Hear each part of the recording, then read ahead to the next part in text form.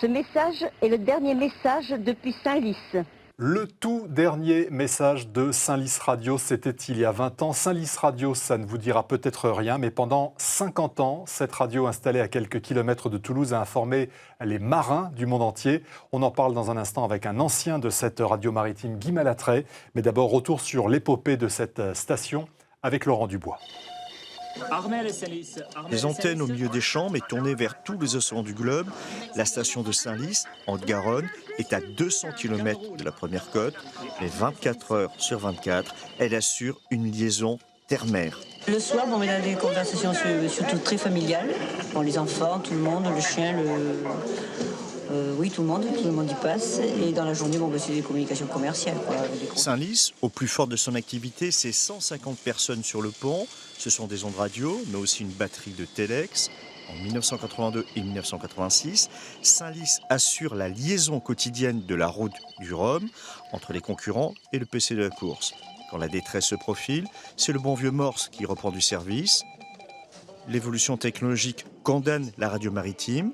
Le 16 janvier 1998, à 20h, après 50 ans de bons et loyaux services, c'est la dernière émission.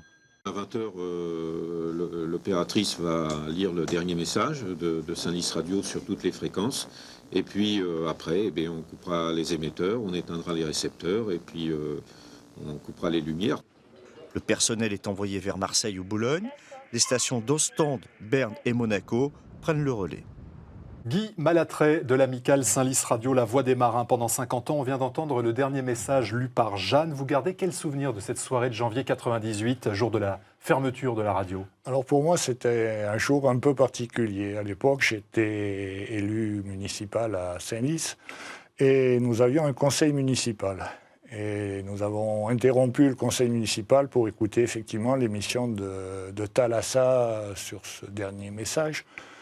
Et à la fin de l'émission, le maire de Saint-Lys m'a demandé de m'exprimer devant le conseil municipal et le public pour dire quel était mon ressenti après 22 ans à Saint-Lys Radio. Et j'avoue que ça n'a pas été facile. Beaucoup d'émotions et une grosse boule dans la gorge. Alors une radio pour les marins basée loin des côtes, loin de la mer, c'était atypique. Pourquoi cette radio à l'origine s'est-elle implantée à Saint-Lys, donc en Haute-Garonne? Alors là, il faut remonter au début de la Deuxième Guerre mondiale, dans les années 41-42.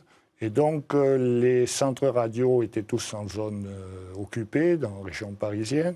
L'État français à Vichy avait besoin d'un centre radio pour communiquer avec les colonies. En zone libre. Donc. En zone libre, voilà. Ça a été effectivement un des critères retenus. Alors c'était important, hein. Au plus fort de Saint-Lys Radio, il y avait plus d'une centaine de salariés. Tout à fait. On a été jusqu'à 130 personnes environ, aussi bien exploitants que techniciens, que ouvriers d'État, c'est-à-dire il y avait eu un forgeron, il y a eu un menuisier, il y avait des chauffeurs, il y avait tout un petit monde qui tournait autour de cette station. Et même des logements de fonction. Est-ce qu'aujourd'hui, à titre personnel, vous continuez de communiquer avec les marins du monde entier par radio? Alors pour ma part, je ne fais plus de communication radio, mais je reste en contact un petit peu avec le milieu de la mer et le milieu maritime, justement en préparant des conférences, des expositions. De temps en temps, je vais aussi expliquer tout ça dans les écoles.